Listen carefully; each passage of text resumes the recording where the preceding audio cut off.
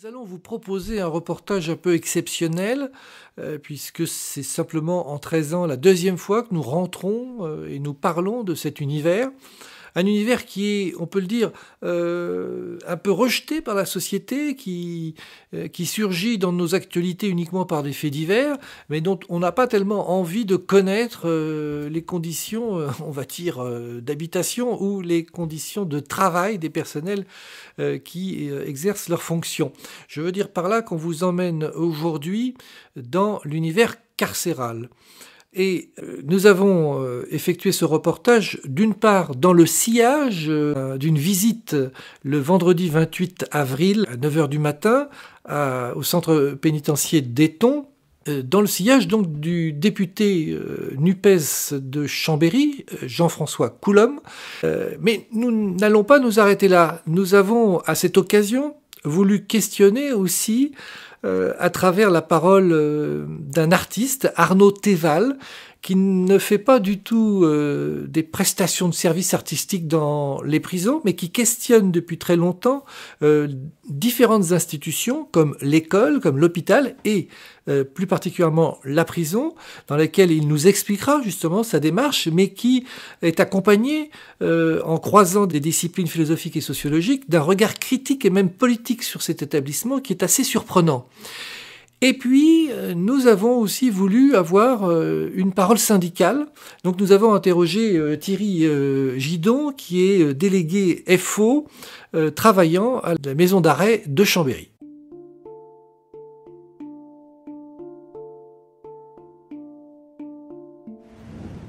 Jean-François Coulombe, en tant que député, vous venez visiter la prison d'Éton, mais vous n'avez pas prévenu, hein? Alors expliquez-nous ça. Eh bien, c'est un des privilèges, entre guillemets, des parlementaires, que ce soit les sénateurs, les députés de l'Assemblée nationale ou les députés européens, de pouvoir, à l'improviste, sans prévenir bien évidemment l'administration, se rendre dans n'importe quel établissement pénitentiaire ou de détention, ou lieu de détention d'ailleurs, ça va bien au-delà des simples maisons d'arrêt et centres de détention, donc de pouvoir visiter les lieux de privation de liberté en général.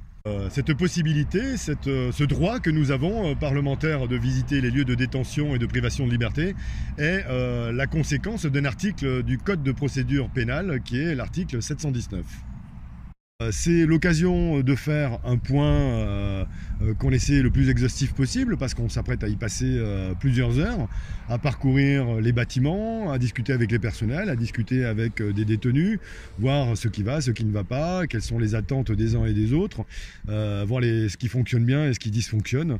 Et c'est important puisque ensuite c'est ce qui nous permet de légiférer pour adapter le système carcéral aux besoins de la société, qui plus est d'une société qui se veut démocratique, et donc pour laquelle l'horizon du système pénitentiaire, du système de détention, est de reverser dans la société des gens qui idéalement doivent ressortir de détention meilleurs qu'ils y sont rentrés, ou avec davantage de compétences, ou libérer en quelque sorte des problèmes qui les ont fait y rentrer. Comment ça marche? Là, t'as un truc là. De ce côté-là. Bonjour monsieur. Bonjour. C'est pourquoi monsieur? Eh bien, je suis le député de Savoie et nous venons pour une visite. Ah. Vous avez été identifié, s'il vous plaît? Bien sûr.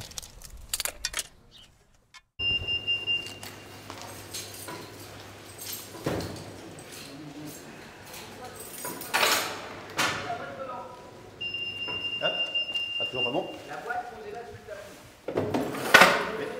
On dirait que... C'est bien bon. Non, mais en métal. Ah, je sais pas. Bon. Alors là, je pense que c'est les chaussures. Ah, si c'est... Ceinture. Pas de ceinture. On va s'avancer, je vous propose qu'on se mette un petit peu en salle de réunion, comme ça vous nous expliquez les objectifs de votre visite et puis qu'on puisse y répondre dans les meilleures conditions. Monsieur Boivant, directeur de l'établissement pénitentiaire d'Éton, qui comprend une maison d'arrêt et un centre de détention. Est-ce que vous connaissez déjà le centre pénitentiaire d'Éton? C'est la première fois que j'y viens. Ouais. D'accord. Je connais celui de Chambéry, bien sûr. D'accord. C'est un établissement qui a fêté ses 30 ans l'année dernière. Ah ouais. fait partie de la première génération des établissements, alors que j'ai envie de qualifier de modernes, c'est-à-dire qu'à partir de ce qu'on appelait le plan Chalandon à la fin des années 80, on a eu toute une génération d'établissements pour la création de 13 000 places qui ont été construits sur de nouveaux modèles, avec notamment la mise en place de la gestion déléguée, c'est-à-dire qu'une partie des missions, mais je pourrais vous développer un petit peu plus ça tout à l'heure, est déléguée à un partenaire privé. Ouais. Avant cette génération d'établissements, tout était ce qu'on est en gestion publique, c'est-à-dire comme Chambéry, par exemple, on parlait de connaissance Chambéry, où là c'est l'administration pénitentiaire qui assure tout, c'est-à-dire la restauration des détenus, la maintenance et tout un tas de missions de cette nature qui sont donc maintenant déléguées à des partenaires privés. Et donc Eton a fait partie de ce plan 13 000 avec d'autres établissements. Alors sur l'interrégion, je n'en ai pas en tête, mais sur la France, on a Argentan, Neuvic, Joux-la-Ville, sont voilà, des établissements qui ont été construits au tout début des années 90 avec ce nouveau modèle qui depuis a perduré. C'est ça, 90. Et donc on est bien je veux dire, propriétaire des murs, du foncier, etc. Et effectivement, ils ont c'est un marché, hein, c'est un marché public dans lequel ils ont un certain nombre de missions qu'ils nous doivent et qui nous permet de nous concentrer sur les missions régaliennes et de laisser à des professionnels de la restauration. Je pense que tu le feras mieux que moi, oui. Parce que tu sais, c'est ta mission. Donc on est passé sur un nouveau contrat depuis le 1er octobre 2022. Donc c'est la société IDEX qui a eu le marché pour 7 ans. Madame Ilham Metioun, attachée d'administration. Ils ont des sous-traitants sur le nettoyage et l'hôtellerie, donc c'est la société Honnête, et sur la restauration des détenus, la restauration des personnels, c'est Elior. L'ancien marché était de Sodexo, IDEX a repris la prestation du nouveau contrat. Donc des marchés nationaux. Voilà, c'est des marchés, des marchés nationaux. Voilà, c'est des lots en fait, c'est des lots. Voilà. Nous on est dans le lot 3 et ils ont eu Saint-Quentin-Falavier, Villefranche et Eton. On est dans le même lot. Sur l'interrégion, IDEX. Et ensuite, sur les autres établissements, c'est GEPSA. Alors, ils ont la restauration des personnels, la restauration des détenus. Ensuite, ils ont toute la partie hôtellerie-buanderie. Donc, hôtellerie-buanderie de la détention, hôtellerie-buanderie de l'ensemble de l'établissement. C'est des quartiers de semi-liberté ici? Non, il n'y a pas de quartier de semi-liberté. Donc, on a un centre pénitentiaire avec une partie maison d'arrêt et une partie centre de détention. Ensuite, on a toute la partie cantine. Cantine, alors avec le magasin... dans la vraie vie, c'est quand on fait nos courses, c'est... un peu d'Ival, voilà. Ce que les détenus peuvent acheter et acquérir avec les prix du marché.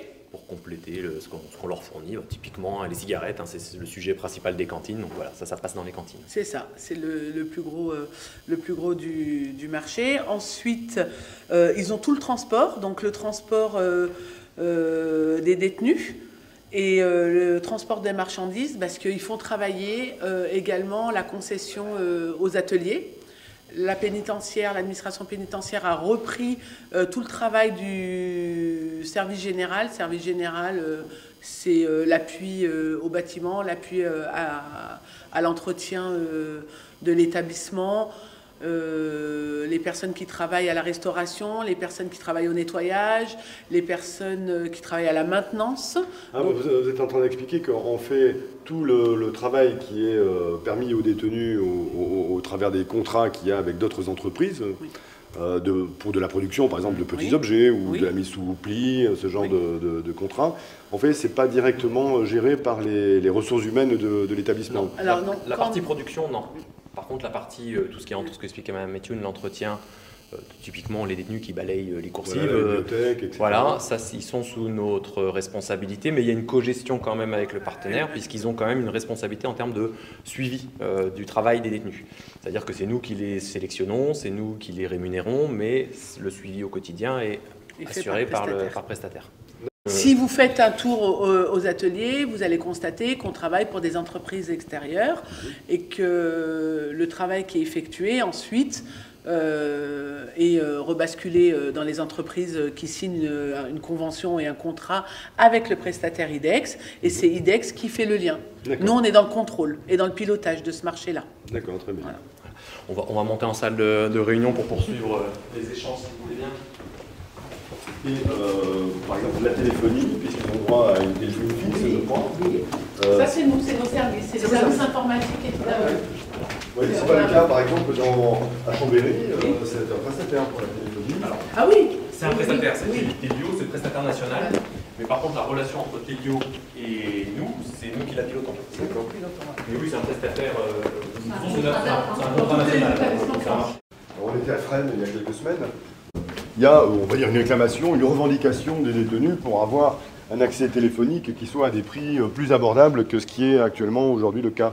Alors il faut savoir que ce marché, c'est un marché qui est autofinancé, c'est-à-dire que l'installation des cabines ne coûte rien aux contribuables et Telio se rémunère grâce aux communications. Ouais, oui. C'est aussi pour ça, parce que les communications sont payantes déjà, tout simplement.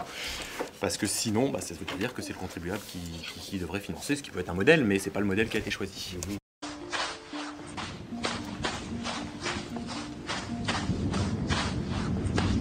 Monsieur Boivant, directeur de l'établissement pénitentiaire d'Éton. Mis bout à bout, ça permet de recentrer les missions de l'administration sur la garde et la réinsertion et la prévention de la récidive. Ce sont nos missions premières.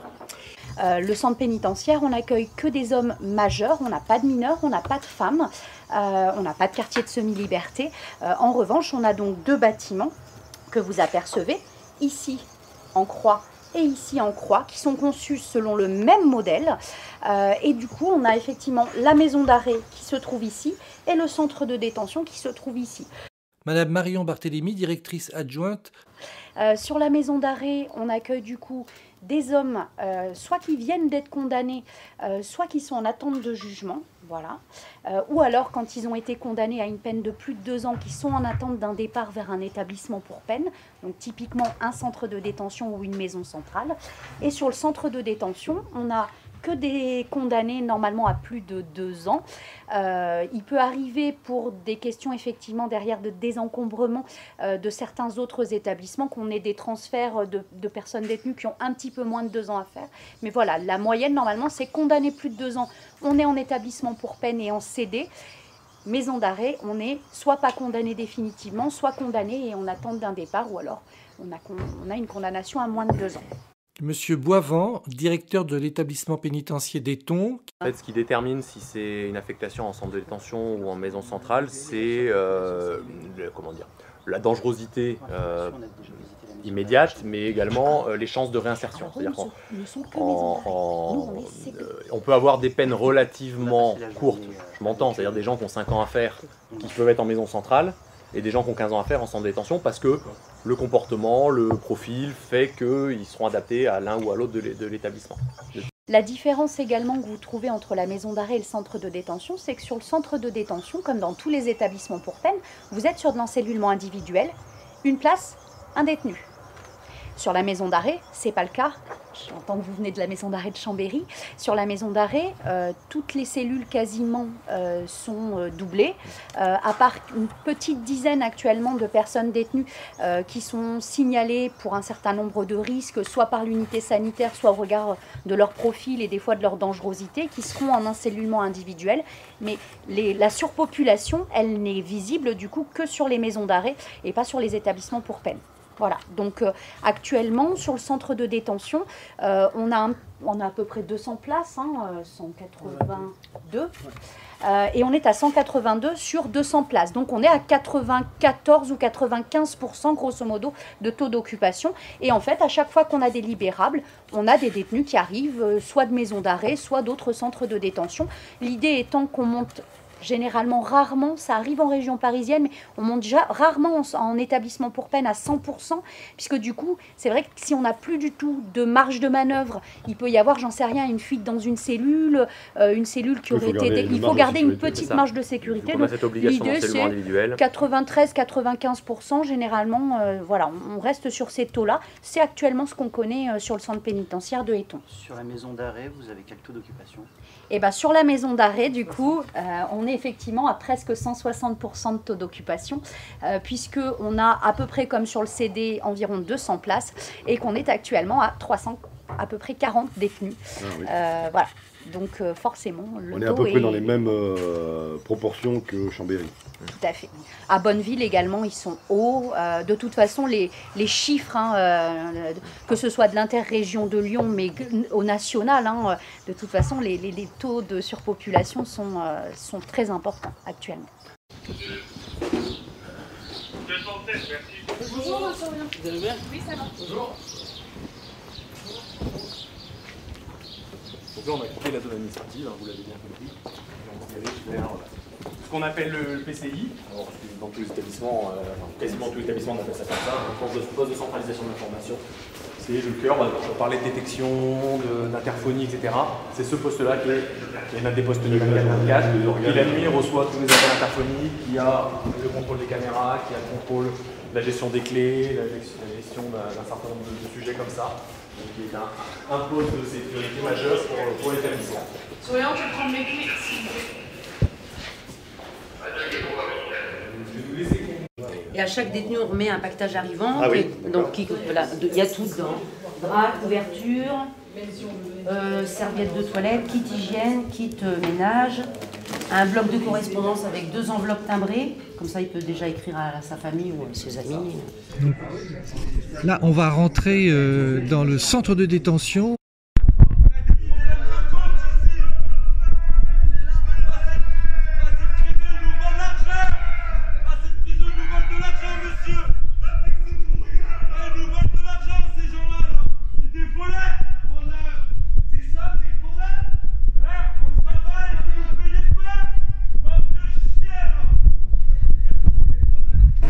Mais réglementairement, la maison d'arrêt, c'est prévu que ce soit du régime fermé, dans les centres de détention du régime ouvert.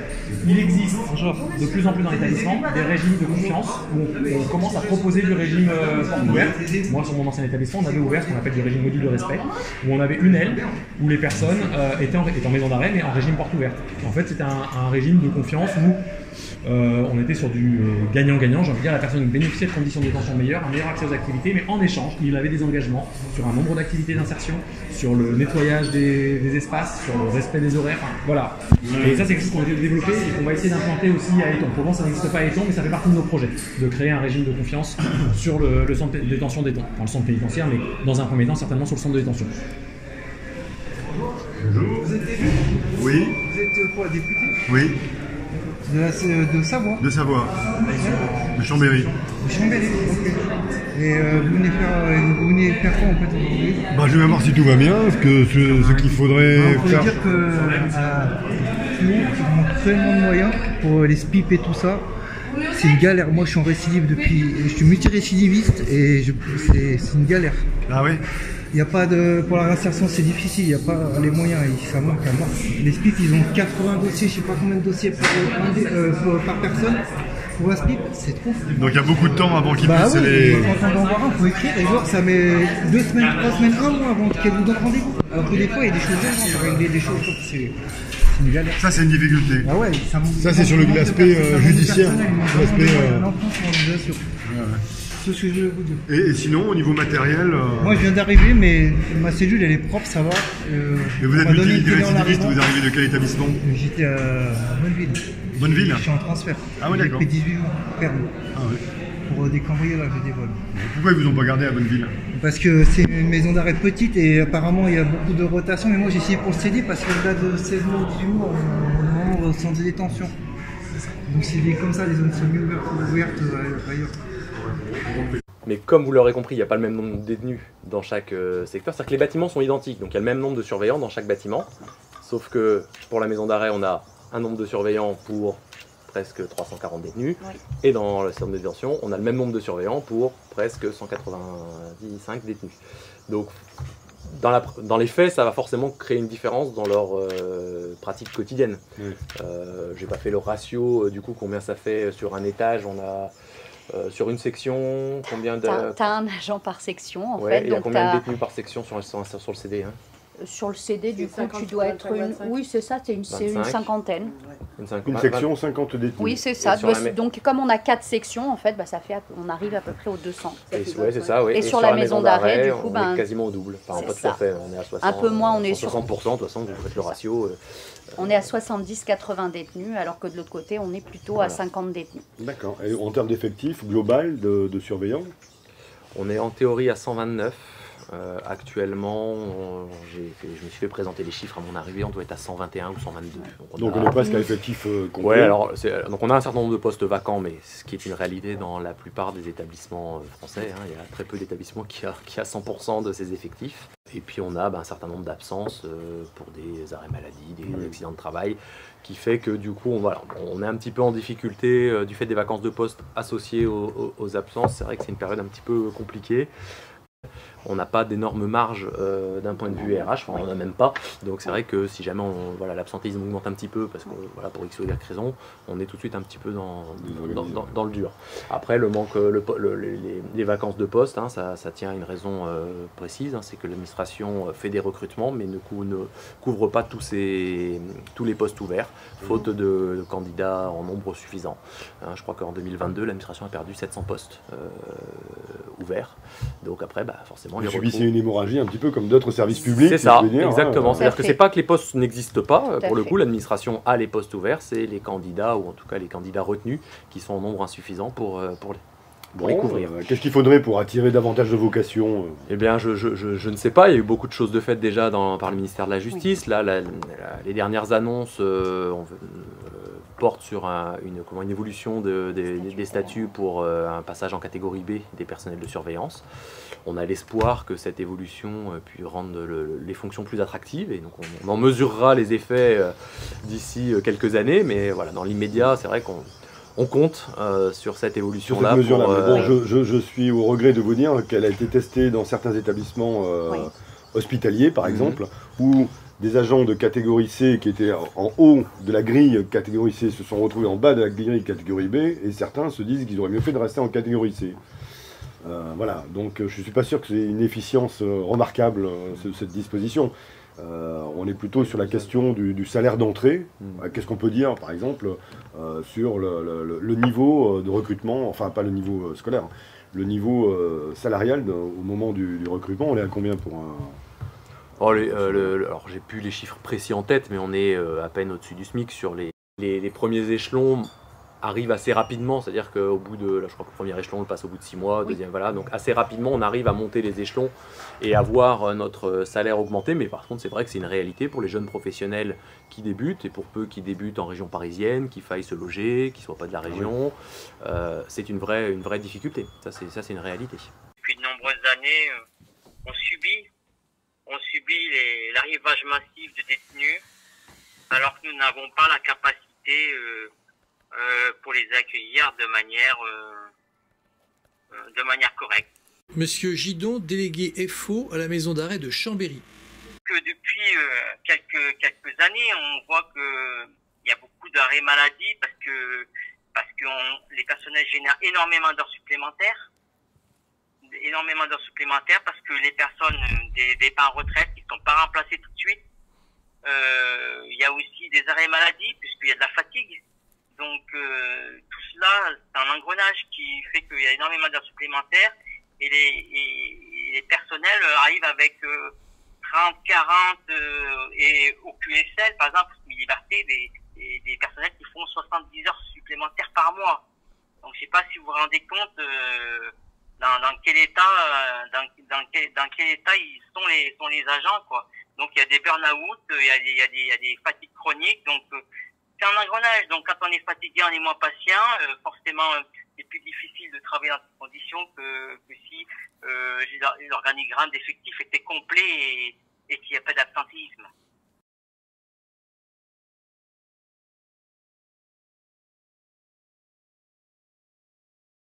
On est un peu dans un engrenage infernal qui fait qu'aujourd'hui, les personnels sont fatigués, usés de ce turnover incessant, cette gestion qui est un peu au jour le jour, qui demande aussi beaucoup d'implication pour maintenir à flot le bateau. Voilà. Pour vous donner un exemple, hein, nous avons 3 détenus dans une cellule de 9 à 10 mètres carrés. Donc, bien sûr, la loi de pénitentiaire européenne de 2009 indique qu'il faut préserver l'encellulement individuel, c'est-à-dire un détenu par cellule. Aujourd'hui, on est loin, très éloigné de cette règle. Et aujourd'hui, on peut constater que 3 détenus par cellule, ce n'est pas possible. Et on continue, parce qu'on n'a pas le choix, d'accueillir les personnes qui sont incarcérées. Alors, en taux d'occupation, sur la maison d'arrêt, on est aussi aux alentours de 200% de taux d'occupation donc annuel, hein, avec des fluctuations entre 180 à 250% en fonction des périodes, en fonction de la période de l'année. C'est aussi courant qu'il y ait des matelas au sol lorsqu'il y a des arrivants et qu'on n'a plus de place pour les accueillir. Donc on les met, on met un 3e matelas, un matelas au sol pour la 3e personne qui arrive au quartier arrivant, parce que nous n'avons pas d'autre choix. Vous voyez, donc ça, ce n'est pas entendable. C'est très difficile pour les personnels de gérer, si vous voulez, la surpopulation carcérale. La promiscuité des personnes que l'on doit séparer, parce que l'administration nous impose de séparer les jeunes majeurs avec les autres détenus, qui sont plus âgés, hein, les fumeurs et non-fumeurs, et puis surtout les personnes qui sont condamnées avec les personnes qui sont prévenues. Bien sûr, voilà. Bien sûr. L'administration nous oblige à faire des séparations. Alors ça crée des difficultés quotidiennes pour séparer et regrouper les personnes entre elles, tout en sachant qu'il y a environ plus d'une dizaine de nationalités différentes et que évidemment il y a des profils particulièrement difficiles à gérer, notamment les cas psychiatriques qui sont difficiles à gérer, des gens qu'on doit isoler parce que on peut pas les mettre avec quelqu'un d'autre parce qu'il y a des risques de bagarre, de conflits, hein, j'ai envie de dire constamment, quoi. Donc et puis il en va aussi de l'intégrité physique de l'autre détenu qui est à l'intérieur avec. Donc on doit jongler, pour vous expliquer, on doit jongler en permanence et les personnels doivent faire preuve de vigilance et d'écoute quotidienne. Ah, je crois qu'on subit tous les autres syndicats de la maison d'arrêt vous le diront. De toute façon, on subit tous cette surpopulation carcérale. Quelle solution il y a? Construire notre prison plus grande à un autre endroit et en conservant notre maison d'arrêt, on pourrait transformer par exemple en préparation à la sortie, comme il se construit des établissements un peu partout en France, des quartiers spécifiques pour la sortie, préparer dans la réinsertion bien sûr, puisque c'est le nerf de la guerre, la réinsertion, pour pas que les gens reviennent. Donc préparer les gens à la sortie. Mais aujourd'hui, sur la Savoie, la Haute-Savoie, il y a un manque de place. L'administration elle-même en est consciente et le reconnaît. Il y a un manque de place parce qu'il y a des flux migratoires qui font qu'aujourd'hui la capacité d'accueil des détenus sur la Savoie est inférieure à ce que devrait être par rapport au nombre d'incarcérations qu'il y a régulièrement, que ce soit au CP d'Éton, à la maison d'arrêt de Bonneville ou à la maison d'arrêt de Chambéry. Bien sûr. Et pour vous, cette dimension du fait que la gestion soit privée à Éton, en délégation, et alors qu'à Chambéry, elle est publique, est-ce qu'il y aurait une différence pour vous ou pas Alors, je vais être un peu cinglant avec l'administration. J'ai envie de dire que quand c'est le domaine public, on n'a pas d'engagement vers c'est pas comme dans le privé. Dans le privé, on a des partenaires privés, on a des engagements, on a des contrats, on paye ces contrats, donc le privé les honore. Dans le public, c'est nous qui faisons les travaux. Donc, je veux pas vous donner d'éléments de sécurité, mais il y a des choses qui auraient dû changer depuis des années et ne sont pas faites. Elles sont pas faites parce que les budgets publics sont restreints, parce que les budgets diminuent d'année en année. Et qu'à la fin d'année, il faut que le directeur demande l'aumône, si vous voulez, pour avoir une rallonge budgétaire, parce que des travaux dits sécuritaires importants à mettre en œuvre et qui sont paralysés, quoi. Et oui, ça paye sur le fonctionnement de l'établissement. On ne peut pas travailler avec 2 jambes de bois.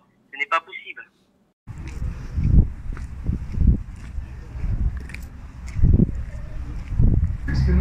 cuisine avec 16 détenus. Ah oui. Ah oui, oui, qui viennent vous aider. Non, c'est eux qui font. Ah, c'est eux, d'accord. C'est eux qui font à manger, nous on supervise. Ah, d'accord, ok. Voilà. D'accord. On goûte les plats, c'est passé sel mardi. Voilà, on contrôle tout en fait. Voilà. Ok. Bon, bah, bonne continuation à vous. Merci. Bonne journée, au revoir. Merci.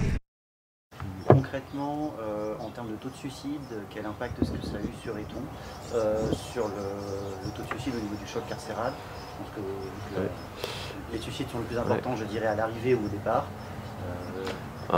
Les derniers suicides, ils n'ont pas eu lieu au quartier arrivant du tout. C'est ce que j'expliquais du coup quand on s'est vu tout à l'heure.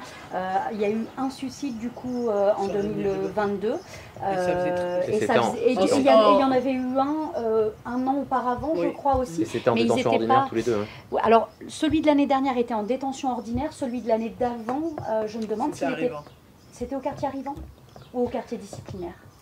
Ah non, quartier disciplinaire, celui de l'année d'avant.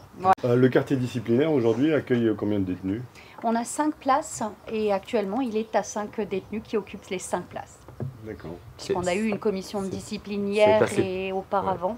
C'est assez peu en réalité, 5 places en proportion de l'effectif de l'établissement. Tout à l'heure, encore une fois, je vais prendre l'exemple de Nantes parce qu'on en a parlé. Je crois que de mémoire, on en avait 12. Alors sur un effectif plus conséquent, on est à 700 détenus, donc là on est... Oui, dans la moyenne... Voilà, mais là on est quand même... c'est un effectif bas, ce qui n'est pas sans conséquence dans la politique disciplinaire de l'établissement, puisque évidemment ça fait partie de l'arsenal, c'est pas la seule sanction, mais ça fait partie de l'arsenal dont on dispose en commission de discipline. Et voilà, 5 places, ça nous contraint à avoir une approche peut-être différente de ce qu'on a pu avoir dans d'autres établissements. Ouais, vous disiez que ce n'est donc pas une mesure forcément toujours disciplinaire. Alors, le quartier disciplinaire, si, mais le quartier d'isolement, non. C'est-à-dire que c'est 2 quartiers distincts. Ah, on y passera pour bien voir la différence. Mais ils sont dans le même... En fait, c'est 2 ailes. C'est 2 ailes, en fait.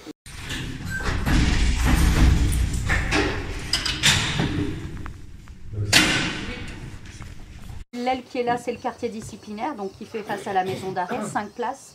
Et de l'autre côté, vous avez 6 places, c'est le quartier d'isolement. Là, c'est quand par exemple des détenus manifestent par exemple des comportements agressifs vis-à-vis du personnel. En fait, c'est toujours une mesure de sécurité, le quartier d'isolement. Alors, soit une mesure de sécurité à l'égard par rapport aux autres ou même en termes de risque d'évasion majeur, soit pour la personne détenue elle-même. Et d'ailleurs, parfois, c'est à la demande de la personne détenue. C'est une personne pour qui il peut y avoir un risque, par exemple en raison de son ancienne profession, par exemple. Imaginons que demain, on est un policier du coin qui sont incarcérés. Alors, je le souhaite évidemment pas, mais imaginons que ça arrive.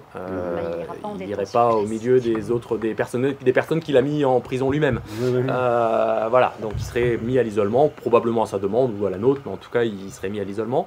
Et puis à l'inverse, effectivement, ça peut être des profils à risque élevé en termes de sécurité qui vont être mis là, mais c'est pas une sanction, c'est vraiment une mesure de sécurité. Ce qui fait que la cellule, c'est une cellule qui est classique, j'ai envie de dire, c'est les mêmes cellules qu'en détention ordinaire, contrairement au quartier disciplinaire où c'est une cellule avec le strict minimum, lit, bloc sanitaire, table, chaise, mais il n'y a pas la télé au quartier disciplinaire, il y a la télé au quartier d'isolement. Il n'y a pas d'activité au quartier disciplinaire, hormis la promenade, il y a des activités proposées à quartier d'isolement, mais qui se font du coup en général seules. On peut, à titre exceptionnel, mettre ensemble des personnes détenues, mais après une évaluation, en fonction du motif pour lequel ils ont été placés à l'isolement, etc.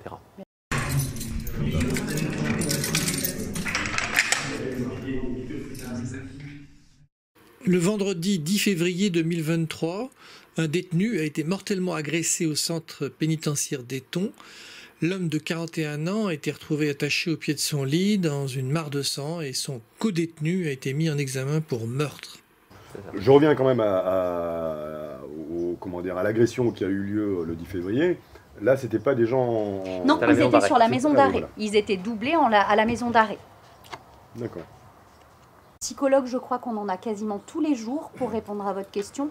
Psychiatre, on l'a 2 fois par semaine.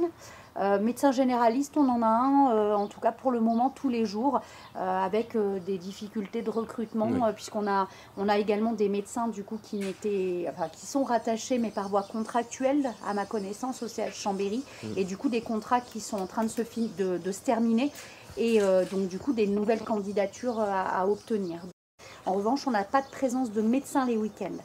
que des infirmiers somatiques pour le coup et pas psychiatriques. Donc après c'est régulation centre 15 s'il y a besoin, avec possible extraction ou intervention d'un médecin de garde selon la nature du besoin. Prennent rendez-vous à l'extérieur et c'est une escorte pénitentiaire qui accompagnera les personnes détenues. Sur les délais d'attente, on en a clairement, mais plus côté psychiatrique que côté somatique, puisque comme je le disais, avec 2 fois par semaine uniquement un médecin psychiatre, les infirmiers psy qui sont là eux tous les jours tentent de prendre le relais, mais ils ne sont pas médecins psychiatres. Donc il y a des délais d'attente pour notamment l'addictologie, tout ce qui est suivi psychologique et psychiatrique. Donc ça c'est des domaines où vous pouvez avoir facilement 2 à 3 mois avant d'avoir un rendez-vous. Sur les extractions médicales, là, vous indiquiez dans un rapport du contrôleur général des lieux de prévention là, de liberté, il indiquait il y a 2 ans, ils sont venus il y a 2 ans, qu'il y avait justement un taux élevé d'annulation des extractions médicales. Est-ce que vous le connaissez? Est-ce que ça a évolué? Alors ça a évolué, je ne connais pas celui qui était celui d'il y a 2 ans au moment de la visite. En revanche, ça a nettement évolué, aussi puisque sur les 2 années qui se sont écoulées, on a eu la création au CP d'Éton d'une équipe locale de sécurité pénitentiaire. Donc c'est des surveillants qui sont du coup spécialisés notamment dans les extractions, alors judiciaires principalement, mais également médicales, et qui sortent donc armés sur la voie publique désormais. Et en fait, la création de cette équipe dédiée, elle a effectivement eu pour effet de diminuer le nombre d'extractions annulées, effectivement, faute d'agents, puisque si on n'a pas les agents, on ne peut pas sortir. C'est ça la cause alors, il y avait cette cause-là, il y avait également une difficulté avec... alors, il y a beaucoup de refus des personnes détenues, également d'extraction. Parce qu'en fait, ils savent qu'ils vont être contrôlés, ils savent qu'ils vont avoir un délai d'attente aussi à l'hôpital assez important. Et donc, on a quand même un taux aussi d'annulation du fait des personnes détenues qui finalement ne veulent pas sortir à l'hôpital. On a eu aussi l'effet Covid, qui disait sortie à l'hôpital, disait que derrière, on était isolé du reste de la détention pendant un petit délai, vérifier qu'ils n'avaient pas la Covid. Donc, je pense que c'est peut-être aussi quelque chose qui perdure depuis l'après-Covid. Et après, on a aussi, même si ça s'est beaucoup amélioré, vous savez que l'administration pénitentiaire, ou vous savez peut-être pas, on escorte les personnes détenues jusqu'à l'hôpital. En revanche, si jamais les personnes détenues deviennent hospitalisées, c'est-à-dire restent plus longtemps pour la nuit, etc. On passe du coup, vu qu'on est sur Chambéry, on passe du coup sur une gare de police. Et donc, on a des fois connaissance à l'avance d'hospitalisation de personnes détenues, ce qui fait qu'on se met en relation avec la police. Et c'est vrai qu'il y a eu une période aussi où il y avait beaucoup d'annulations parce que la police n'était pas en mesure de faire cette garde. Et du coup, on a eu ces annulations-là. Mais là aussi, depuis l'arrivée du nouveau commissaire sur Chambéry, du coup, on a eu une nette amélioration et en tout cas, on a quasiment plus de refus. Mais en vous écoutant, on sent qu'il y a une tension par rapport à sous-effectif, parce que, semble-t-il, vous étiez 129 personnes, c'est ça 129 personnels au théorique, oui. C'est ça, donc il y a eu une diminution par rapport à il y a 2 ans, et il y a une augmentation en pourcentage de taux d'occupation de la maison d'arrêt. Donc il doit y avoir une tension, surtout avec un taux d'absentéisme, je ne sais pas combien il est. Alors que pas spécialement élevé de ce qui m'a été perçu, enfin en tout cas qui est dans la moyenne, on va dire, mais qui... Il était de 22% il y a 2 ans, sur le personnel surveillant. Là, je ne pourrais pas vous répondre avec précision. Mais ça fait une tension oui. Très Après, clairement, on sort régulièrement. C'est-à-dire que les extractions médicales, c'est quotidien. Et c'est 1 à 2 le matin, 1 à 2 l'après-midi. On a un turnover très important aussi. En fond de cette préoccupation, il y a le drame qui s'est produit le 10 février, où visiblement, et du témoignage des surveillant, on avait affaire à quelqu'un qui était manifestement dans un état psychiatrique préoccupant. Est-ce qu'il y a, comment se passe, on va dire, l'évaluation psychiatrique, dans quel délai, à partir du moment où un détenu arrive ici à Éton, dans quel délai il est pris en charge, évalué Au quartier arrivant, donc évidemment, il y a une première évaluation déjà faite par nous dans les premières heures de l'arrivée, alors avec nos compétences limitées évidemment d'un point de vue médical, mais c'est-à-dire que si Cet après-midi, on a une personne qui arrive qui nous paraît particulièrement inquiétante pour un état psychologique ou même somatique, hein, qui peut être un problème médical. On va solliciter, si l'unité sanitaire est fermée, le centre 15 pour qu'il y ait quand même une évaluation, éventuellement une prise en charge aux urgences si c'est nécessaire. C'est des choses qui se font. Ça, c'est dans les premières heures, avec aussi une évaluation du risque suicidaire, une évaluation de la dangerosité, du risque hétéro-agressif. Hein. Ça, c'est vraiment, ça fait partie, pour faire le lien avec ce qu'on disait tout à l'heure, des enjeux du parcours arrivant. Préciser que le secret médical fait que nous n'avons pas connaissance des éléments du dossier médical de manière générale, qu'il soit psychiatrique ou autre.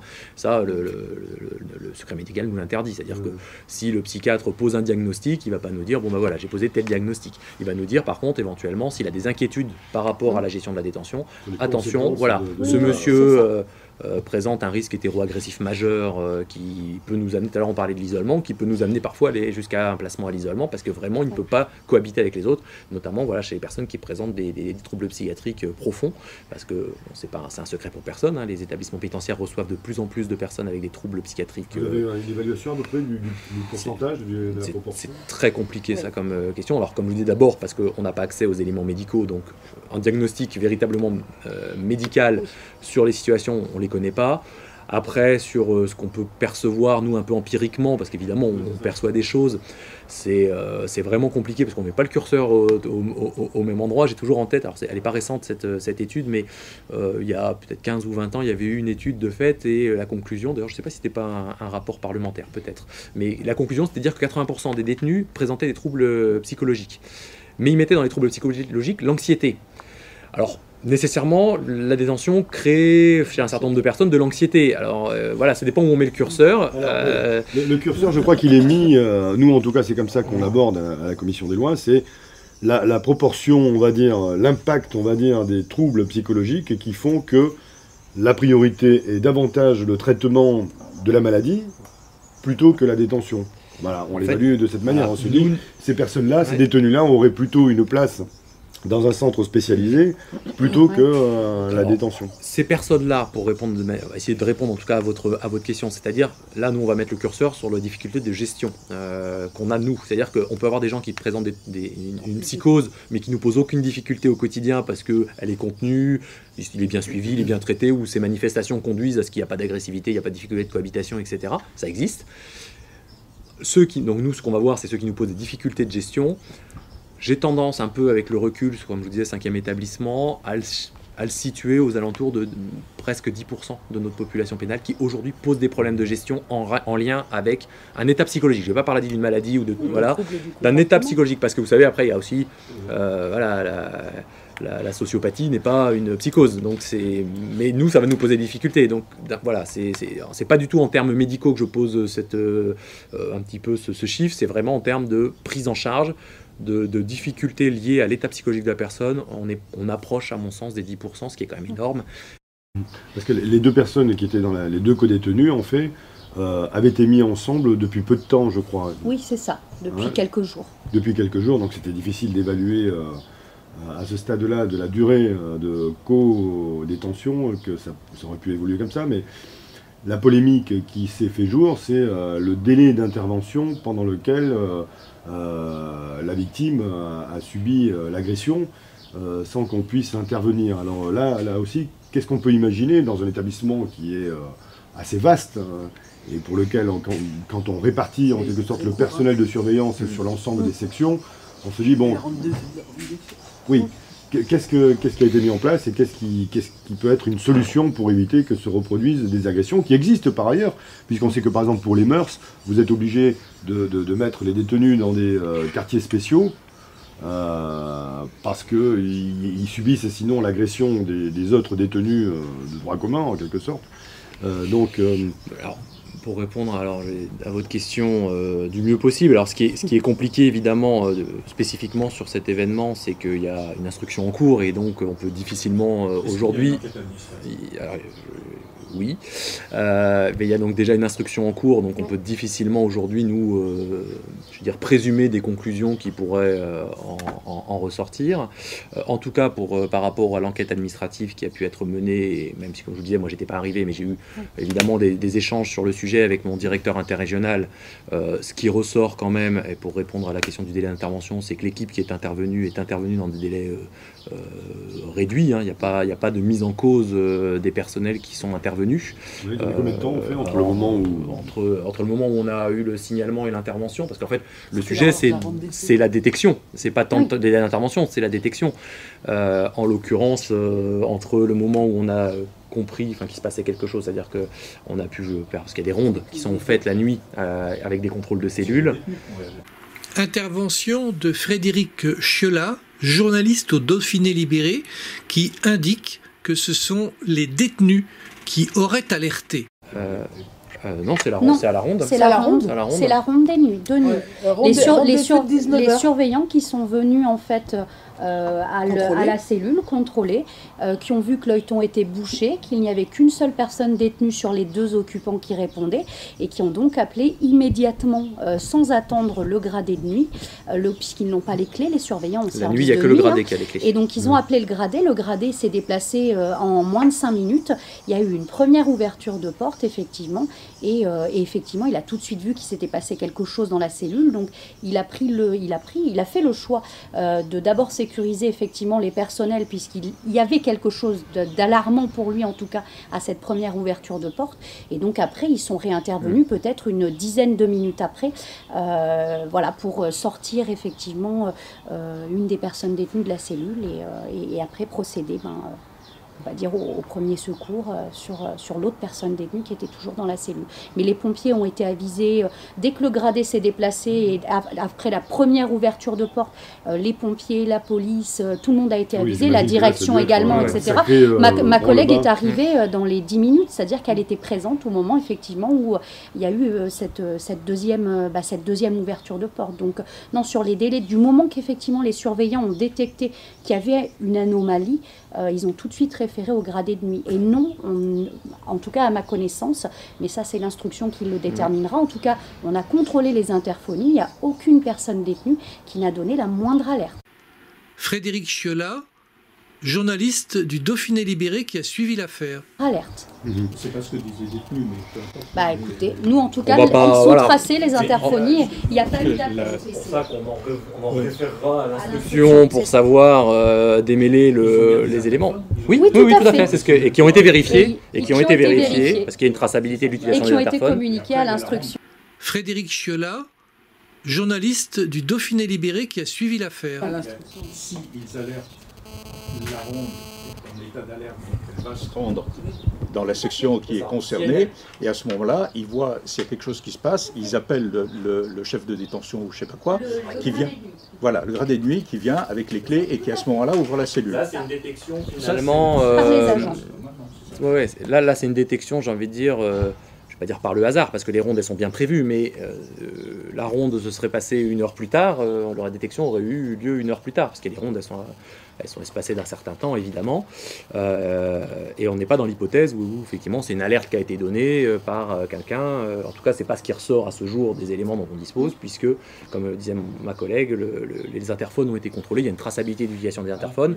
Donc en cellule, en fait, on verra tout à l'heure quand il y aura un voir des cellules, il y a un bouton d'appel qui renvoie à un poste qui est tenu 24 heures sur 24, et là l'agent va prendre l'appel, va prendre les informations, va alerter le gradé qui va se déplacer avec des agents.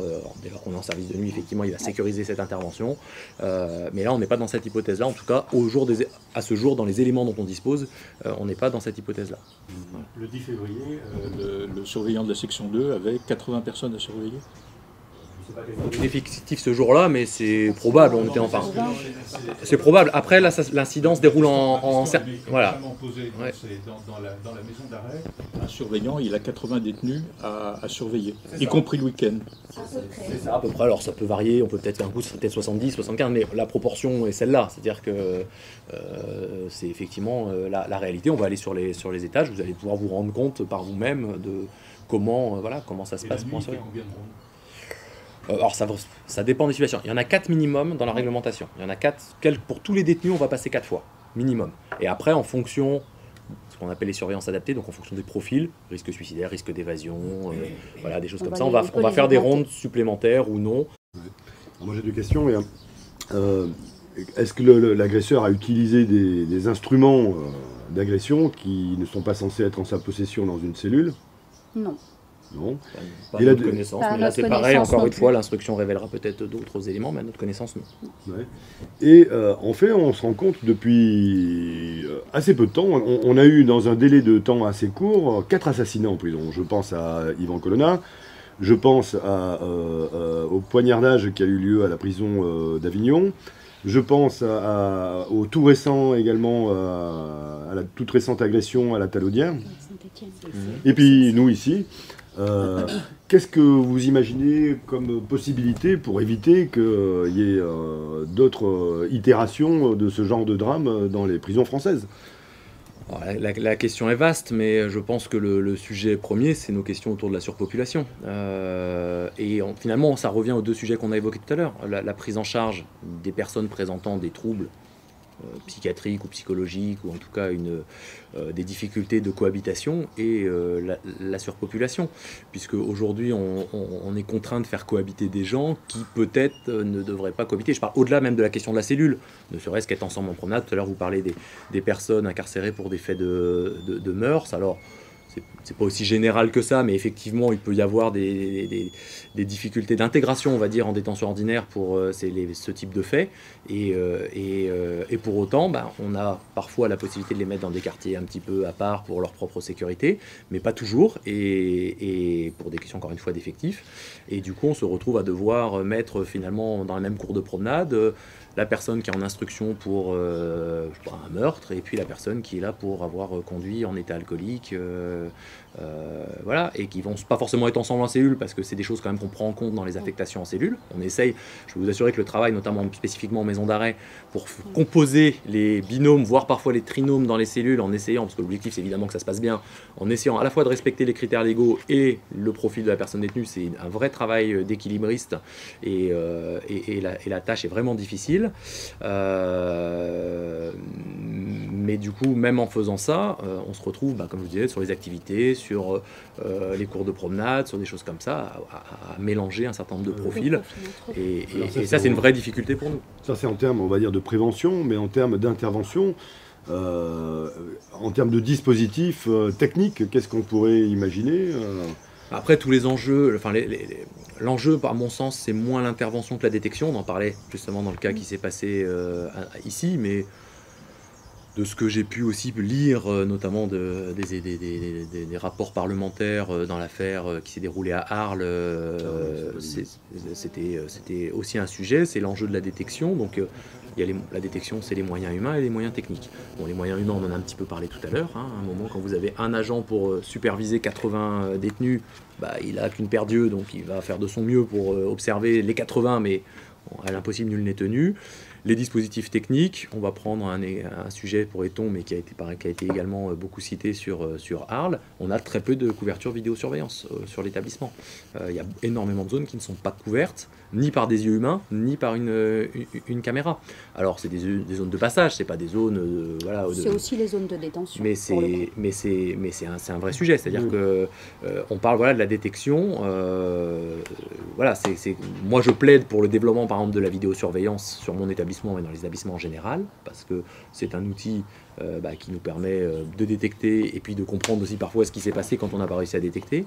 La difficulté, c'est que d'abord, c'est un moyen matériel, donc ça représente un coût, donc aujourd'hui c'est une difficulté qui ne dépend pas des établissements, c'est pas des choix locaux. Pour le coup, moi je plaide pour l'installation d'un maximum de vidéosurveillance dans l'établissement. Et ça fait des années qu'effectivement les dossiers sont remontés aussi en demande de financement. Et derrière... Les cours de promenade par exemple ne sont pas vidéosurveillés. Elles sont couvertes par la vidéosurveillance, mais avec des angles morts également, puisqu'on n'en a pas suffisamment, et avec du coup également la cohabitation d'un ancien système de vidéosurveillance qui ne permet pas de bien zoomer, qui ne permet pas de couvrir tout l'espace et qui est vieillissant en fait, avec du coup une autre des cours par exemple qui fait l'objet d'un système beaucoup plus récent, et là pour le coup pour lequel on est beaucoup plus pointu et où on peut aller jusqu'à l'identification. Et une fois qu'on a mis en place ces dispositifs, on en revient à cette question de qui est derrière la caméra. Alors, sauf à développer des outils, parce qu'on parle beaucoup d'intelligence artificielle. J'écoutais hier un reportage sur le sujet des outils de détection, et on sait que ça existe aujourd'hui, notamment sur la voie publique, des outils de détection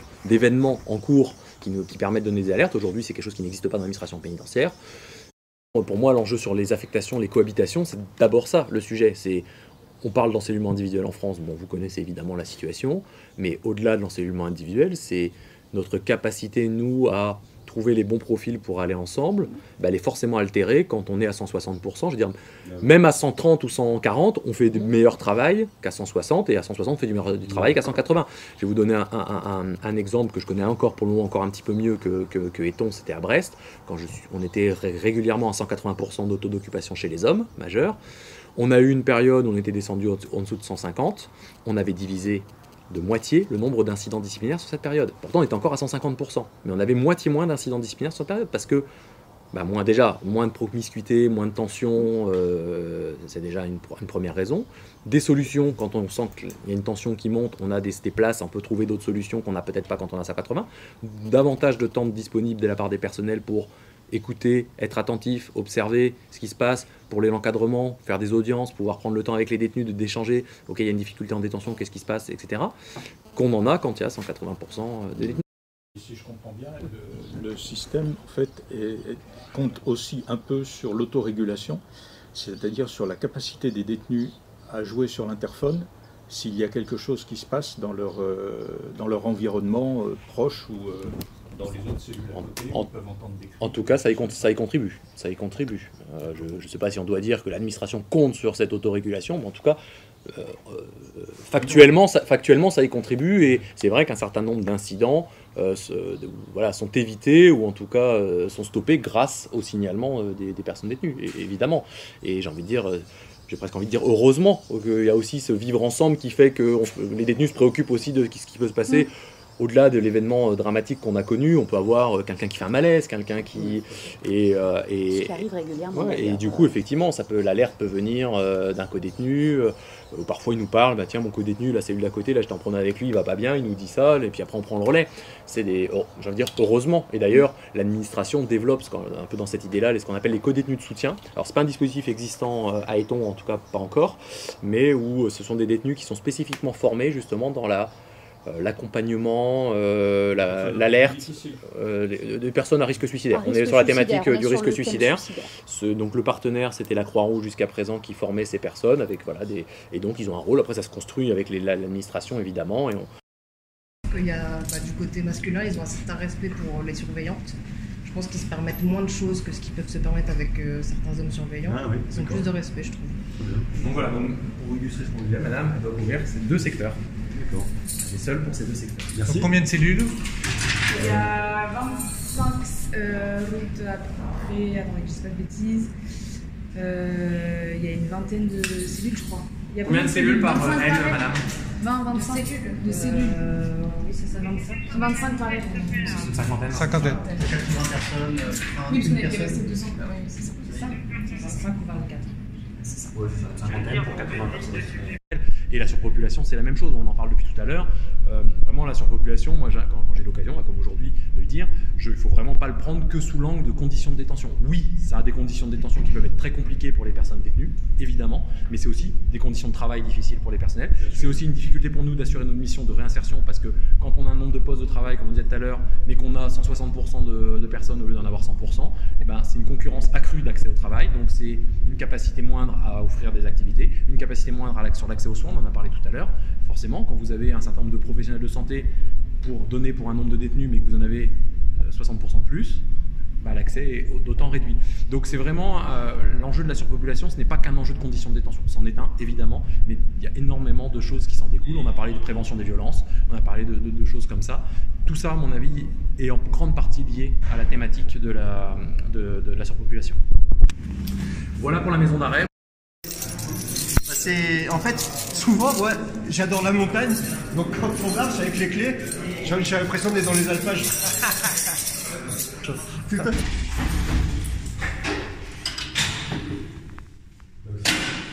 Disons en 4 points qui m'ont marqué au cours de cette visite relativement exhaustive qu'on a partagée ensemble.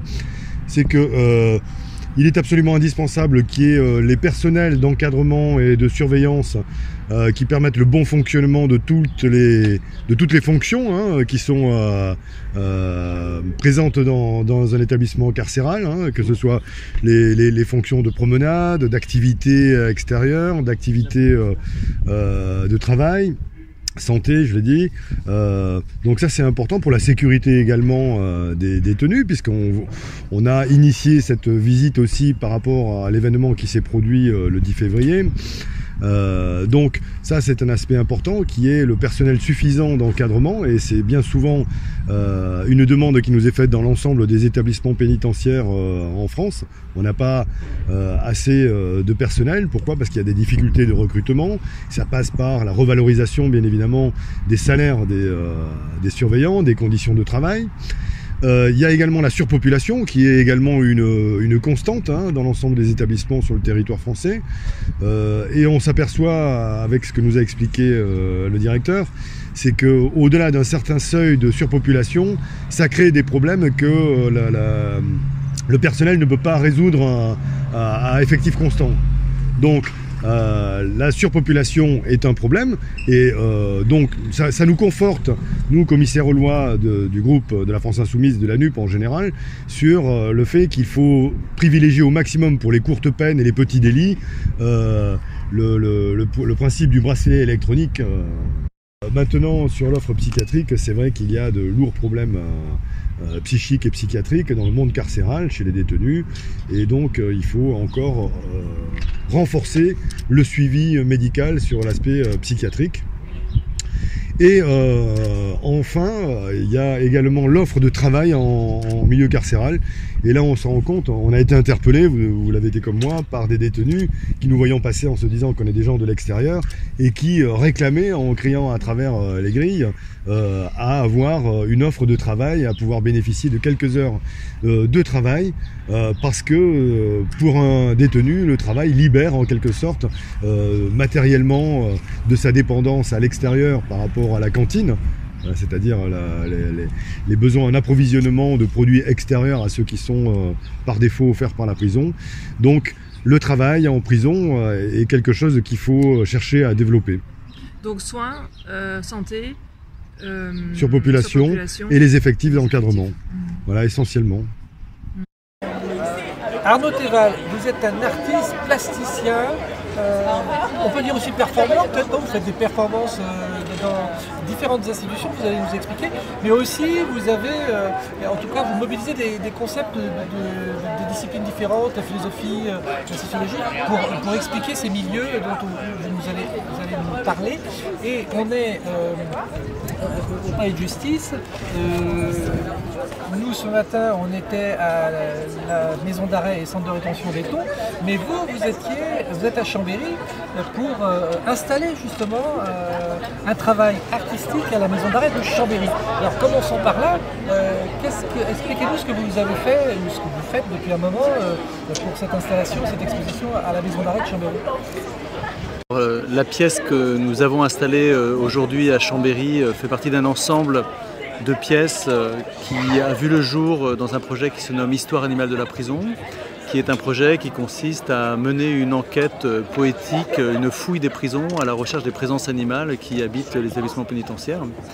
Donc c'est un travail de fond qui consiste à faire émerger dans les récits, dans les espaces, là où se nichent les animaux et dans les endroits où il y a une cohabitation entre ces différentes formes de vivants.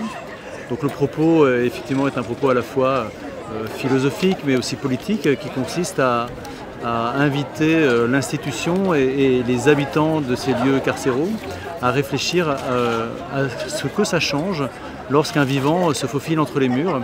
Alors évidemment, quand on pense aux vivants en prison, on pense d'abord aux vivants nuisibles. Hein, on pense aux rats, aux punaises de lit, aux pigeons. Mais il y a également des animaux qui rentrent pour des médiations animales. Donc ça, c'est la partie plutôt thérapeutique. Et il y a encore un autre aspect qui est passionnant, qui est comment l'animal rentre par effraction dans les établissements pénitentiaires. Et c'est là où on touche à quelque chose de très sensible, parce que ces animaux qui rentrent par effraction sont le fruit d'un désir de vivant très puissant qui habite l'homme, enfermé ou pas. Donc j'ai pu découvrir comme ça dans certaines cellules des poissons rouges, des tortues, des serpents, des oiseaux. Alors je ne les ai pas vus de mes yeux vus, mais en faisant émerger le sujet, eh bien, les personnels comme les détenus racontent des histoires très intimes sur leurs relations aux vivants et sur leurs relations. Et de là, je tire le fil et je vais effectivement performer dans les établissements pénitentiaires en venant avec des animaux. Ça peut être en venant avec des lions, en venant avec des ours, en venant avec des crocodiles, en venant avec des animaux plus intimes qui peuvent être des scorpions. Ça c'est sous forme de rassurez-nous. Alors tout le jeu consiste justement à semer le doute. C'est-à-dire que les animaux sont des animaux naturalisés, mais lorsqu'ils rentrent en prison et qu'ils sont installés de façon très performative effectivement sur les coursives ou dans les cellules, avec les personnels, avec les détenus, eh bien, lorsque je réalise ces images-là, il y a une dimension extraordinaire. Extraordinaire d'abord parce que c'est un animal qui sort d'une collection d'un musée. Sortant d'une collection d'un musée, il faut déjà le faire sortir. Enfin, c'est un objet de collection, un objet du patrimoine. Ça arrive sur un lieu, évidemment avec beaucoup d'inquiétude, parce que faire venir un animal d'une collection sur une coursive, tout peut arriver. Et effectivement, tout arrive, mais ce qui n'arrive, c'est généralement que de la poésie, de la surprise, de la stupéfaction et beaucoup de tendresse. Donc les animaux sont naturalisés, mais une fois qu'ils sont photographiés, eh bien, bien malin, qui peut dire qui de l'homme photographié ou de la femme et de l'animal est vrai ou faux. Et donc là, ce qui s'est passé donc à Chambéry, je reviens à Chambéry, donc là, l'idée de l'ours, ça vient plutôt d'un surveillant avec qui on discutait sur la possibilité d'un animal ici. Donc voilà un ours.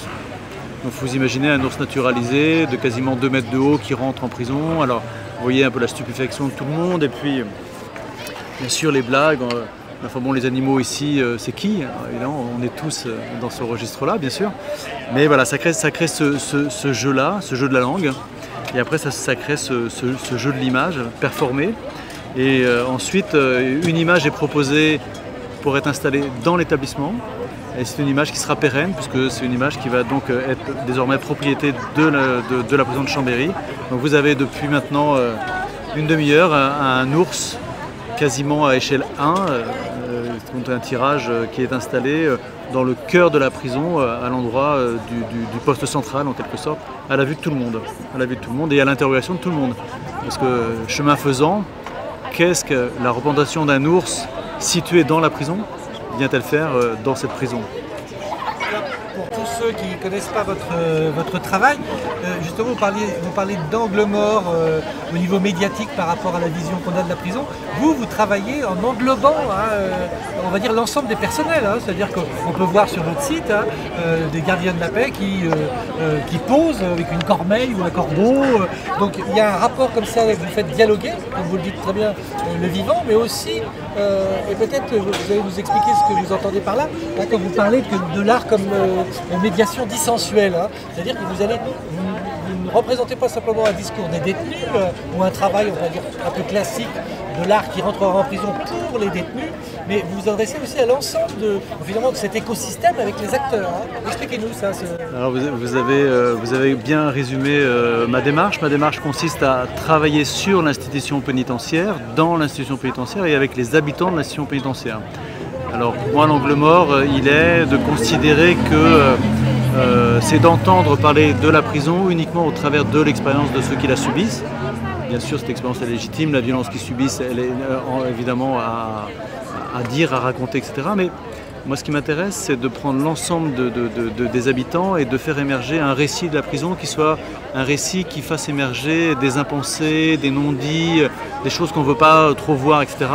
Notamment que dans les relations interhumaines dans cet établissement-là, il y a des choses très belles qui se passent.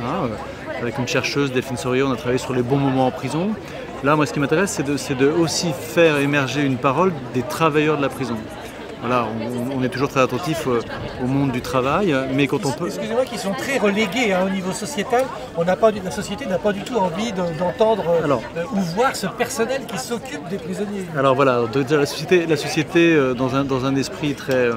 d'une mauvaise foi incroyable, considère la prison comme étant un extérieur à son centre. Donc on veut peu la voir, ou en tout cas on la voit mal. Donc effectivement, ces travailleurs-là sont des travailleurs méconnus, qui font tout pour le rester pour certains aussi. Hein. Il y a aussi une espèce d'enfermement dans une assignation à une image dans laquelle eux aussi, pour laquelle eux contribuent. Voilà, donc l'idée, c'est comment faire sortir et les uns et les autres de ces assignations qui produisent des malentendus en fait. Alors, ce qui m'intéresse, et là l'espace de l'art, en tout cas la pratique de l'art m'intéresse parce que ça crée un espace public en plus qui peut faire émerger un récit un petit peu différent et des représentations un peu différentes. Ça ne veut pas dire que j'ai l'ambition de représenter la réalité, mais j'ai l'ambition en tout cas de faire émerger depuis cette réalité d'autres formes de réalité. Comme montrer des personnels de surveillance de telle ou telle manière dans leur quotidien, mais un quotidien qui n'est pas qu'imprimé par la violence ou les crachats ou les insultes, qui est aussi le fait de relations humaines, trop humaines comme dirait le philosophe. Vous voyez, il y a ces aspects-là qui m'intéressent. Voilà, c'est quoi le retour que vous avez justement, ne serait-ce que du personnel justement, où tout d'un coup il y a une attention en leur direction, parce que bien sûr, il n'y a rien qui est prévu pour eux. Voilà, exactement. Puisque moi je travaille un peu hors les murs, hors clous, hors case en fait, hein, puisque j'ai considéré que la prison était l'écosystème, comme vous dites, comme mon atelier de travail. Eh bien, ils sont d'un seul coup considérés comme n'importe quelle autre personne et ils apparaissent dans le champ des possibles. Alors les réactions, elles sont de tout ordre. En général, elles sont très positives. C'est-à-dire qu'une fois qu'on a passé un peu les récits, qui sont un peu des récits barrières, derrière lesquels les personnels se mettent souvent en disant oui, mais nous ici, c'est ça, et patati patata. Une fois qu'on passe à autre chose, eh bien, il y a des récits qui produisent et ils acceptent de jouer un jeu d'images qui va les impliquer sans barrière, sans être toujours de dos, sans avoir le visage flouté, etc. Enfin, d'apparaître en tant que sujet, et qui accepte d'apparaître sur la place publique à l'endroit où il est. Donc ça, c'est une émancipation en quelque sorte pour eux par l'espace de l'art. Et là où c'est assez touchant, c'est que ça crée l'espace public qui va forcément être dissensuel. Les pièces que je mets en prison, tout le monde n'adhère pas, hein. J'ai des retours aussi très négatifs, parfois il y a des montées de boucliers, etc. Mais c'est le jeu. Voilà, moi ce qui m'intéresse, c'est de produire un frottement et que ce frottement permette aux uns et aux autres de continuer à réfléchir à son image et au discours qu'on produit sur son propre espace de travail et aux relations qu'on entretient avec le dedans et le dehors et les relations évidemment avec les personnes détenues, mais ça, on sait qu'elles sont multiples, variées et très riches. Alors, pour donner un exemple, vous allez me dire, je parle sous votre contrôle, vous êtes venu à une table ronde, vous avez animé, ou même coproduit une table ronde en 2021 à Chambéry, et à l'occasion d'une exposition qui s'appelait la prison masquée, exposition dehors. Et on voit par exemple, peut-être c'est ça le dissensuel, et vous allez me dire si c'est ça, où on voit par exemple une surveillante avec un masque, une jeune surveillante, mais qui prend une pose avec grand plaisir, mais comme une mannequin, quoi. Et ça dans la prison. Donc ça fait un écart, ça produit quelque chose. C'est ça le dissensuel? Absolument, c'est de créer un écart entre une image d'origine qui serait une image policée, qui serait une image qui essentialise la figure du surveillant, ou en tout cas qui l'amène dans le discours, dans le grand récit, s'il y a un grand récit sur l'institution. Moi ce qui m'intéresse, c'est d'aller attraper par des expériences liées à l'intime des images qui produisent une gêne, parce que d'un seul coup il y a deux moments qui viennent se superposer et charge au spectateur de faire son chemin par rapport à cette gêne et par rapport à ce qu'il est en train de regarder. Donc l'image à laquelle vous faites référence, effectivement, ce sont des images de surveillantes en uniforme qui ont des masques qui sont des masques de carnaval. Donc voilà, il y a à la fois cette idée, et après une pose sur la pointe des pieds, voilà, donc elles ont une pose un peu féminine, un peu caricaturée bien sûr, d'un mannequinat. Donc on a à la fois la légèreté, la beauté, la poésie de ces corps de femmes, avec l'uniforme qui est une neutralisation au plus de cette féminité-là. Alors ces écarts-là, je le joue de façon extrême, mais dans la réalité, bien sûr, ces petites frictions entre ce corps de femme qui rentre dans l'institution pénitentiaire, qui met cet uniforme unisexe, c'est un peu ce qu'on attend d'elle qu'elles s'effacent en tant que femmes. J'exagère un petit peu, mais voilà, on leur demande de ne pas avoir trop de vernis sur les ongles, de ne pas avoir de bijoux, d'avoir les cheveux attachés, etc. pour des bonnes raisons de sécurité. Mais voilà, mais bien sûr, sur le terrain, on retrouve ces petits dépassements que l'intime produit, comme les tatouages par exemple qui débordent dessous les uniformes. Ce matin, comme on l'entend dans le reportage, et le constat est partagé par le directeur, on est dans un établissement pénitentiaire qui est une maison d'arrêt et un centre de rétention à Éton. Le personnel a diminué par rapport à il y a 2 ans. L'occupation, le taux de pourcentage d'occupation a augmenté. Il y a un taux d'absentéisme du personnel surveillant. Donc on peut dire qu'en plus de la violence de l'enfermement, il y a des tensions dues à ce manque de personnel, manque d'attention, manque de suivi des détenus d'une façon presque structurelle et qui se dégraderait d'année en année. Qu'est-ce que peut l'art ou qu'est-ce que peut des intervenants comme vous finalement avec ce discours que vous portez qui est un discours extrêmement sensible et fin Alors, si on est purement pragmatique et qu'on pense la prison en termes de matériaux, les artistes ils peuvent pas grand chose. On peut même dire qu'ils ne peuvent absolument rien parce que après mes passages dans différents établissements et tout ce qu'on a pu raconter, objectivement les conditions de détention des uns et des autres sont toujours les mêmes, a priori. Ça c'est une réponse a priori. Ensuite, moi ce que je pense c'est que les artistes, en tout cas moi c'est un peu l'ambition que j'ai, peuvent produire un imaginaire différent de ce qui se passe en prison, ou en tout cas le déplacer pour que justement la prison ne reste pas dans cette espèce d'angle mort et pensée comme elle est pensée. C'est-à-dire, moi je pense qu'on peut précisément ouvrir plus les prisons à d'autres formes de pensée, d'autres formes de partage, d'autres formes de mise en relation des choses, et que l'art peut produire des rencontres, peut produire des événements qui permettent peut-être aux acteurs de se penser différemment. Vous savez, cette institution-là, qui est une institution a priori à la peine, c'est quand même une institution qui, sur les 20 dernières années, a énormément bougé en termes alors évidemment, on peut lui prêter des intentions d'image ou de communication, mais pas seulement. Les situations des établissements sont tellement différentes les uns des autres que mettre tout dans le même sac, ça marche pas en fait. Ça marche pas. Il y a des établissements qui fonctionnent très bien. Alors la question des taux d'occupation, le problème de l'occupation des prisons, ça ne regarde pas les prisons, ça regarde les magistrats, ça regarde la justice, ça regarde la société et comment d'autres diraient comment on criminalise certains délits et comment petit à petit on remplit les prisons. Mais la prison c'est une aporie, c'est la fin du circuit judiciaire. Alors après, moi j'ai pas de commentaires à faire sur les personnes qui y sont, c'est pas mon rôle. Moi je pense que en tant qu'artiste, il y a un rapport aux politiques que nous pouvons ressaisir pour produire des images qui amènent la société, la cité en général, à se sentir plus concernée. Moi je pense qu'on n'est pas suffisamment concerné par la prison pour penser son évolution de façon plus radicale.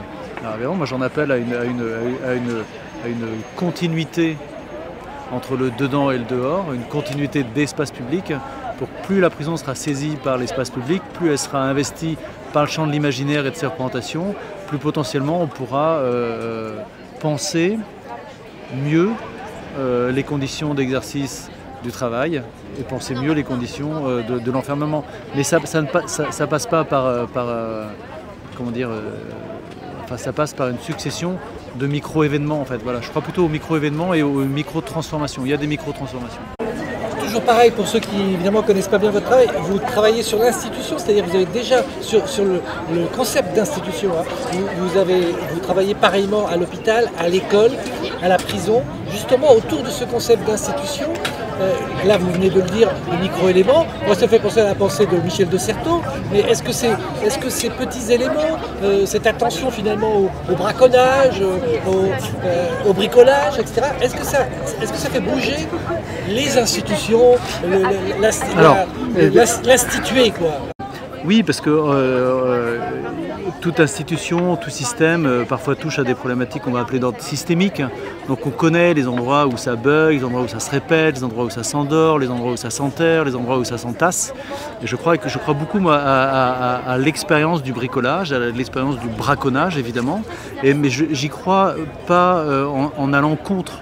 Moi j'y crois en allant avec en fait. Et voilà. Et tout le travail que je fais avec les institutions, c'est d'amener l'ensemble des acteurs des institutions à être concernés par la possibilité d'un déplacement. Alors c'est pas que moi qui déplace l'institution, mais je crois à la possibilité de réinvestir par le champ de l'expérience singulière et intime les acteurs de l'institution pour que depuis leur position, ils s'autorisent à penser différemment. Et s'autoriser à penser différemment et à oser faire des choses qui sont improbables. La force qu'a l'art, parce que l'art a quand même une force, c'est de tenter des choses qui peuvent paraître complètement absurdes, et qui le sont en l'état, qui sont absurdes, mais une fois que c'est en place, une fois que c'est réalisé, eh bien on se rend compte que c'est possible. Ça c'est assez intéressant, parce que si c'est possible à cet endroit-là, si on a réussi à déplacer quelques paradigmes et on a permis à certains de oser se penser différemment dans son institution, on peut croire, mais peut-être que je suis naïf ou complètement idiot, mais c'est pas très grave, on peut penser que ces acteurs-là vont être ceux qui feront bouger l'organisation dans l'institution. Alors je viens de faire un petit glissement entre institution et organisation, mais effectivement je pense que dans le jeu des institutions, les enjeux d'organisation sont évidemment clés. Et si avec les acteurs, et il y a plein de personnes extrêmement habiles, extrêmement intelligentes et sensibles dans les institutions pénitentiaires, hospitalières et scolaires évidemment, mais scolaires c'est encore un peu différent, mais hospitalières et pénitentiaires, qui permettent ce jeu de déplacement. Et bon an, mal an, je crois que ces petits espaces produits par l'art, par une image, une expérience, un récit, un livre, amènent les acteurs par eux, à bouger des choses sans que l'artiste soit présent après ailleurs. Voilà. Pour moi, c'est un enclencheur, déclencheur, un activateur. Après tout, comme d'habitude, sauf qu'au lieu d'aller se déplacer dans l'espace du musée, eh bien, c'est l'espace de l'art qui vient s'inventer dans le lieu même où il se produit. Arnaud Théval, vous êtes un artiste qui intervenait d'une façon un peu particulière et spécifique, c'est-à-dire justement, comme on vient de l'entendre et comme vous l'avez très bien expliqué, en questionnant cette institution avec un regard critique et même, vous le dites, politique. Dites-nous justement l'environnement de votre intervention dans ces institutions et la prison en particulier. Alors voilà, donc en fait, si vous voulez, moi je n'interviens pas, je ne suis pas quelqu'un qui répond à une commande, j'ai aucune commande de la part de l'institution, je ne fais pas d'atelier pour les détenus, je propose à l'institution de venir travailler dans ces murs avec différents partenariats, alors qu'ils sont les mêmes partenariats culture-justice, mais là je suis totalement libre d'aller et venir, alors évidemment avec des réserves comme toujours quand on rentre en prison, mais disons que je suis en capacité d'inventer mon espace de travail dans la prison. Voilà, donc ça me permet d'avoir une liberté de ton et surtout de pouvoir discuter avec tout le monde dans l'établissement sans avoir de compte à rendre, au sens de répondre à un objectif vraiment précis, qui de la réinsertion, qui de la décoration, etc. C'est un espace work in progress. Et ça, c'est donc la qualité de ma relation avec l'institution pénitentiaire, elle est à cet endroit-là, c'est-à-dire d'avoir pu créer avec eux une zone de confiance dans laquelle je peux travailler comme un chercheur, à développer une œuvre comme un artiste et à coopérer avec eux comme un partenaire. Et ça, c'est très important. Donc je suis à aucun moment un prestataire de service qui vient intervenir à un endroit X ou Y. Je construis avec les accidents de la rencontre.